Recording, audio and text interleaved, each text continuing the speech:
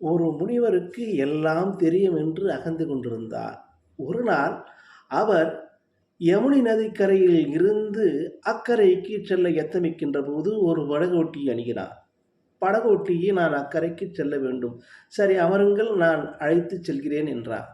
அப்போது இந்த முனிவரோ, ஏனப்பா, ஏன் மெதுவாக செல்லுகிறாய்? ராமாயணத்தில் வருகின்ற குகன் எப்படி வேகமாக ராமரை இந்த பரிசில் அழைத்து சென்றான் படகில். நீ ஏன் இப்படி அமைதியாக செல்லுகிறாய்? கொஞ்சம் சீக்கிரமாக போ என்று கடுகடித்து கொண்டார். சரி சாமி, நான் ஏதோ செய்கிறேன் சாமி என்றார். சற்று நேரம் கழித்து உடனடியாக இந்த மனிதர் கொதித்து கோபப்பட்டு, ஏனப்பா இப்படி மெதுவாக செல்லுகிறாய்? இந்த மகாபாரதத்தில் வருகின்ற அர்ஜுனனுக்கு தெரியுமா? அர்ஜுனன் எப்படி வில் ஏந்தினான், எப்படி விட்டான், அதாவது தெரியுமா? எவ்வளவு வேகமாக அந்த வில்லை பயன்படுத்தினால் அந்த வேகத்திற்கு நீ செல்ல வேண்டாமா? சாமி, அதெல்லாம் எனக்கு தெரியாது சாமி, ஏதோ நான் ஏழை சாமி, ஏதோ வயிற்று பைப்புக்காக நான் படகோட்டிங்கிறேன் சாமி.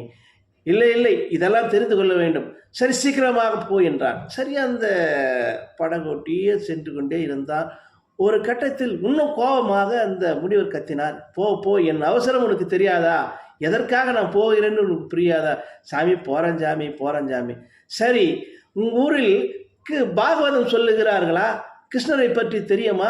கிருஷ்ணர் சுதர்சன சக்கரத்தை எப்படி விட்டார் என்று தெரியுமா? வேகமாக எப்படி பறந்தது என்று தெரியுமா? சாமி, அதெல்லாம் கேட்கறதுக்கு நேரமே இல்லை சாமி, ஏதோ என் வயிற்று பாய்ப்புக்காக நான் போய் கிடக்கிறேன் சாமி. ஏன் சாமி இப்படி தொல்லை பண்ணுறீங்கன்னா? சீக்கிரம் சீக்கிரம் என்றால் அப்போது ஒரு சுழற்சி வந்தது அந்த யமுனை ஆற்றில்.